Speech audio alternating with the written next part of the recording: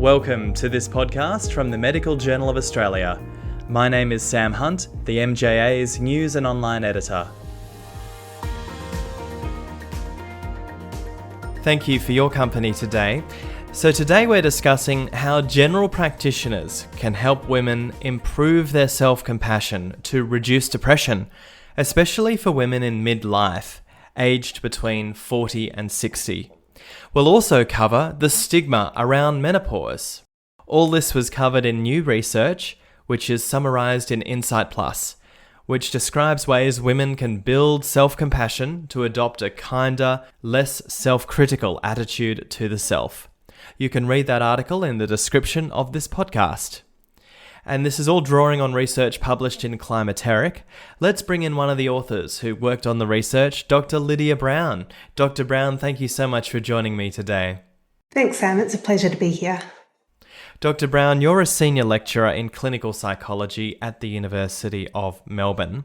Before we dive into your recent research, can you please give me a little bit about your background and your passion for this topic? Sure. So I completed my PhD on self-compassion and menopause back in 2015. And my research, as well as my clinical practice, really since then has been around understanding healthy aging and especially menopause. Aging and physical symptoms and illness are all universal. It's part of what it means to be human. And I'm really interested in how some people are better able to cope with the changes and challenges of illness, symptoms, and aging than others. And I look at psychological resilience factors that might explain or might help people adjust to some of these challenges of aging. Definitely a topic close to my heart. Now, let's turn to your research, which looked at ways women can build self-compassion to adopt a kinder, less self-critical attitude towards the self. For our audience who may not be aware, what is self-compassion? Sure. So self-compassion involves treating yourself with the same kindness that you might extend to a good friend, especially in times of difficulty when you need kindness the most. And a lot of us know what to say to a good friend if they've made a mistake or if they're sick.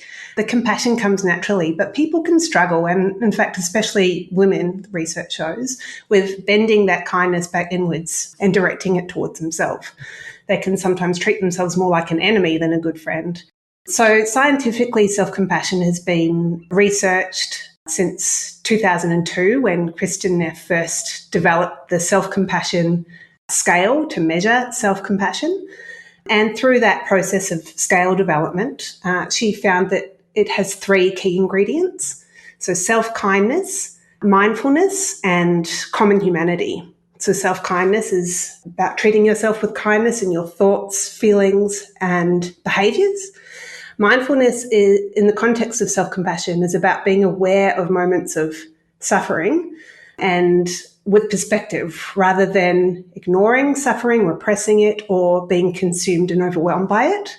And common humanity involves seeing suffering as an opportunity to connect us to others rather than feeling isolated or alone.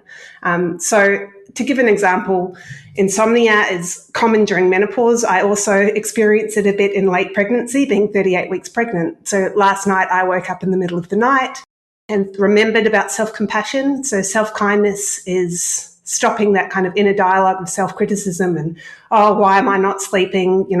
What am I doing wrong? Why is my body failing me? Instead thinking, this is a moment of suffering. May I be kind to myself? The mindfulness is encapsulated there too, because it's about actually catching the negative self-talk and being able to ground yourself back in the moment. And then common humanity. So rather than feeling like you're the only person in the world up at 3 a.m. not being able to sleep, common humanity might involve thinking about all those other people around the world who might also be in your situation and that you're not alone in your experience. So that's a bit about self-compassion. And then our research has especially applied this construct to healthy aging and adjustment to health issues in the second half of life. And in the context of your research, what age are you considering midlife? So often people define midlife as starting at age 40, so 40 to 60, but there's a bit of variance. Some people might say 45 to 65. So in our research, we've used the frame 40 to 60. And for women, this is the time when women typically experience the menopause, transition and menopause. And let's talk about your findings. One of your key findings was that higher levels of baseline self-compassion can really make a big difference in overcoming depression. Yeah, that's right. So midlife is a busy time for people of all genders. There are a lot of stresses. You might be managing stresses relating to growing children, as well as caregiving responsibilities for parents and the older generation. You may have growing seniority at work, so work pressures. So there's a lot going on socially. And also, bodies change over the midlife period. So for women, the menopause transition involves physical changes, hormone changes, although research is mixed about effects of those on mental health, but they can certainly contribute in some cases.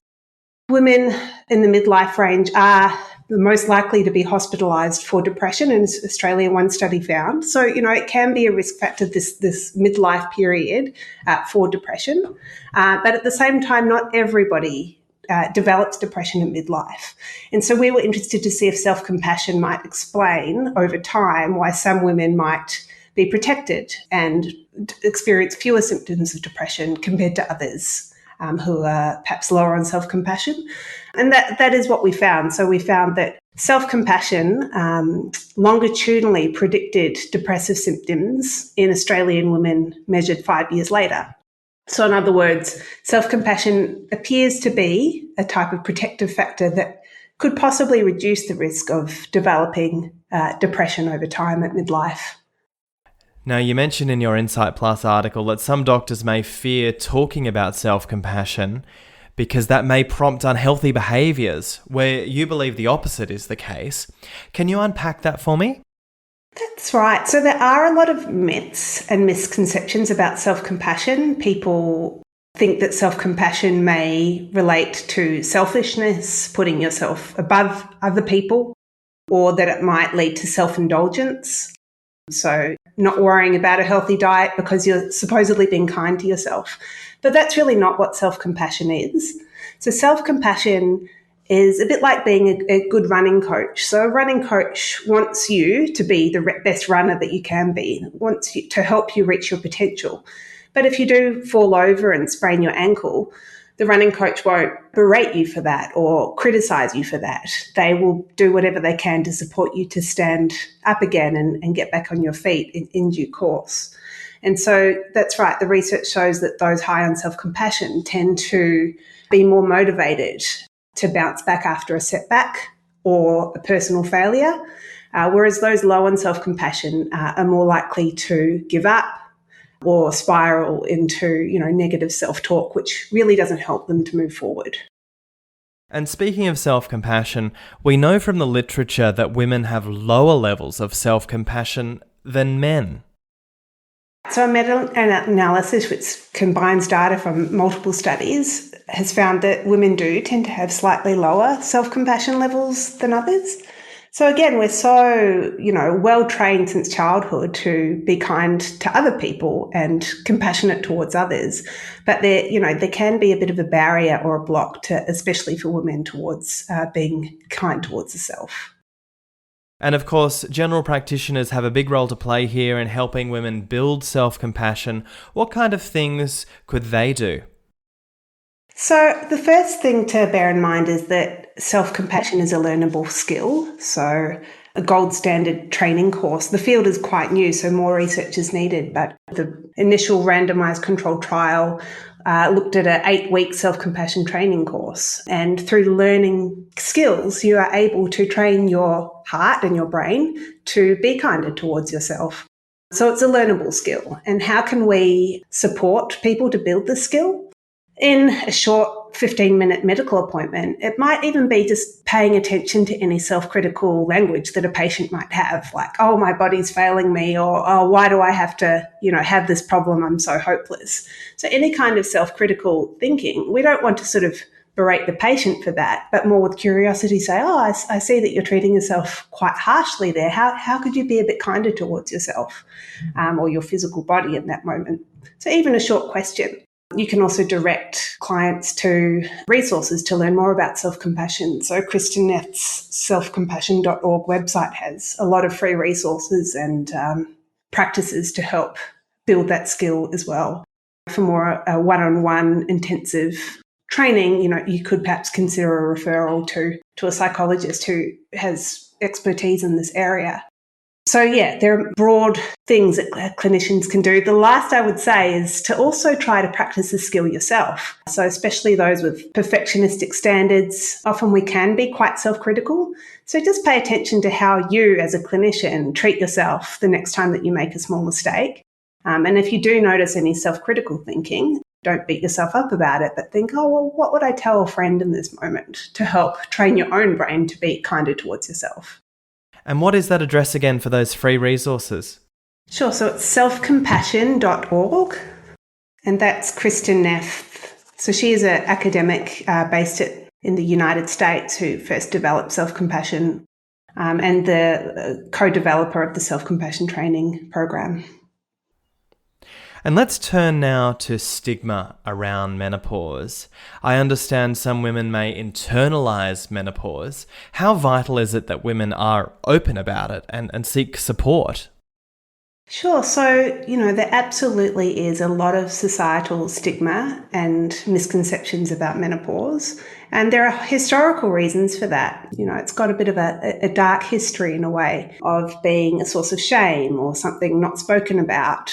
Research in the area has been quite confusing, and even clinical guidelines governing practice around menopause treatment can be confusing for clinicians as well, with mixed information. So it has been a bit of a sort of a black spot, I think, in medicine for this reason. People I've heard said is menopause is the space where ageism and misogyny collide. That thankfully is changing, and women are feeling free to have more open conversations about menopause. But I think as clinicians, it's really our job to help sort of change the stigma by really listening to women in our practice and understanding that there has a lot of stress in this area, and we need to do what we can to correct that through our work and our research. Well said. So your research finding that women can build that self-compassion to adopt a kinder, less self-critical attitude towards the self. So would you say that self-compassion really is an insurance policy? Look, self-compassion can be seen as an insurance policy because we all have hiccups in life. Nothing goes according to plan. Suffering is a part of life.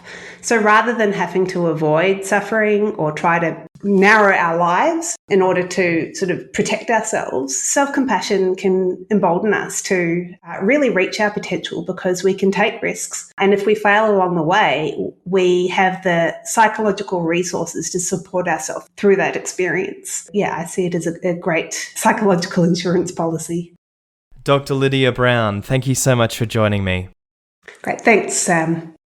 My special guest today has been Dr. Brown, a senior lecturer in clinical psychology at the University of Melbourne.